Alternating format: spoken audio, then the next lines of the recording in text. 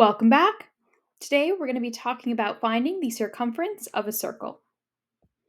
So to find the circumference of a circle, we would use one of these formulas. So either c is equal to pi times d, c being circumference and d being diameter, or we use c, circumference, is equal to 2 pi r, where r is the radius.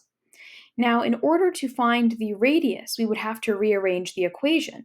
We would have to take this c is equal to 2 pi r equation and divide both sides by 2 pi, cancel those out, and get that r is equal to circumference over 2 pi.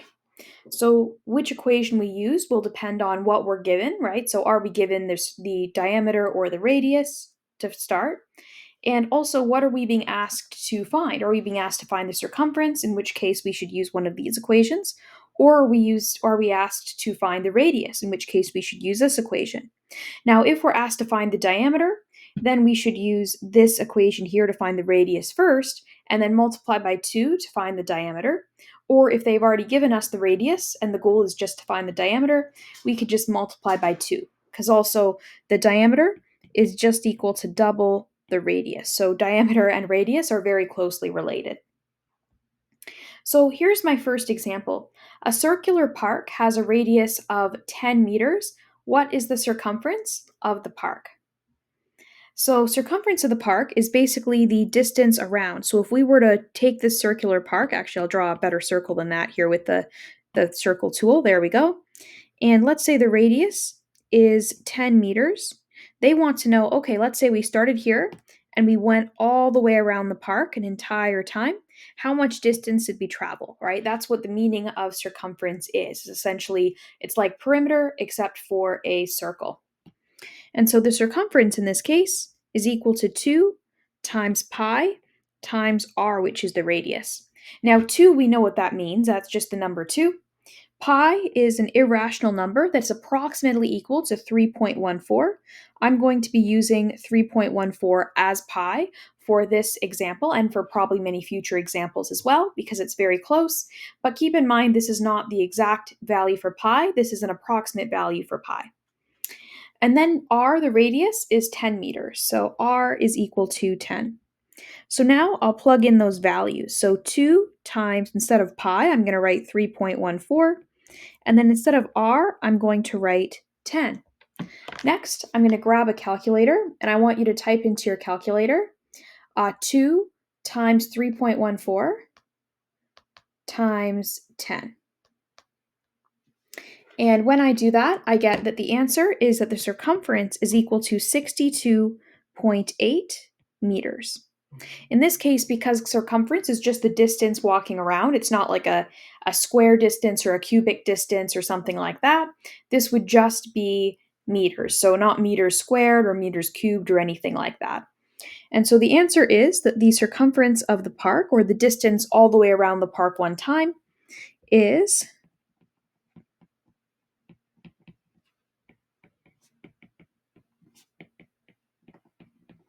about 62.8 meters. Now again, this isn't an exact answer. This is just very close to the correct answer.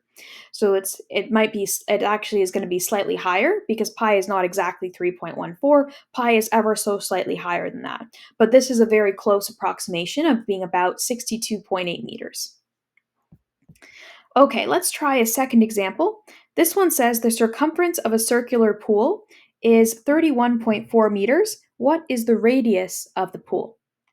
So for this one, I'm going to draw a picture again of our pool and say that the circumference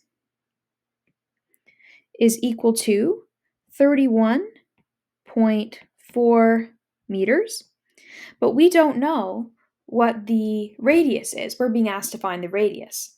So since we know that circumference is equal to 2 pi r, we then know that if we divide both sides by 2 pi, then the 2 pi cancels out here, and we get that radius is equal to circumference divided by 2 pi. And so we can use this rearranged version of the original equation in order to solve this problem. So r, the radius, is equal to circumference, which is 31.4 over 2 times pi, which we're using 3.14 for pi in this scenario. Then what I'm going to do is I'm going to multiply the denominator first and figure out what it is. So 2 times 3.14 is 6.28. So the radius, therefore, is 31.4 divided by 6.28. And then I'm going to do that division. So 31.4 divided by 6.28 is equal to 5. And so therefore, the radius is about 5 meters. So therefore, radius of the pool is about or approx 5 meters. All right, well, as always, if you have any questions about any of this, feel free to leave that down in the comment section, and we'll see you up for the next one.